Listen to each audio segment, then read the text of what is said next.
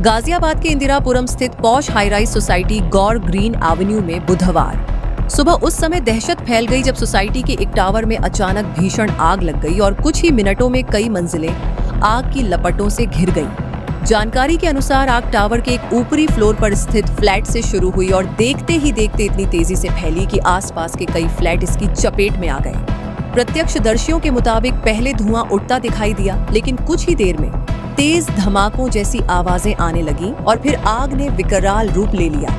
ऊंची इमारत से उठती आग की लपटें और काले धुएं का गुबार दूर दूर तक दिखाई देने लगा, जिससे पूरे इलाके में अफरा तफरी मच गई। सोसाइटी के लोगों ने बताया कि आग लगते ही बिल्डिंग में चीख पुकार शुरू हो गई। लोग अपने बच्चों और परिवार के साथ जान बचाने के लिए फ्लैट छोड़कर भागने लगे। कई लोग सीढ़ियों से नीचे उतरे, जबकि कुछ निवासी बालकनी और खिड़कियों पर खड़े होकर मदद के लिए पुकारते दिखाई दिए। मौके पर मौजूद लोगों के अनुसार आग इतनी तेजी से फैल रही थी कि कुछ ही मिनटों में कई फ्लैटों का सामान जलकर राख होने लगा।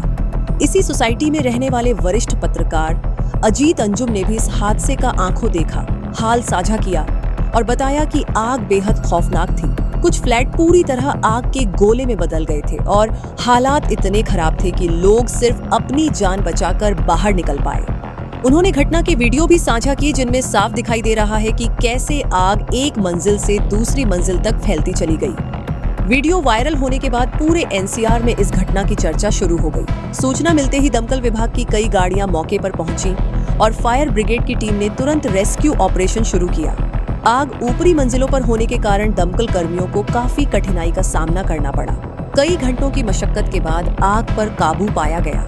प्रारंभिक जानकारी के मुताबिक लगभग 10 से 12 फ्लैट इस आग से प्रभावित हुए हैं, जिनमें कई फ्लैट पूरी तरह जल गए, जबकि अन्य को भारी नुकसान पहुंचा है।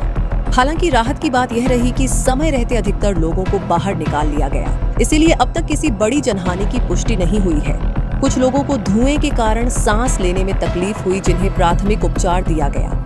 फिलहाल आग लगने के पीछे शॉर्ट सर्किट, एसी ब्लास्ट या अन्य इलेक्ट्रिकल फॉल्ट की आशंका जताई जा रही है, लेकिन आधिकारिक कारण जांच के बाद ही स्पष्ट होगा।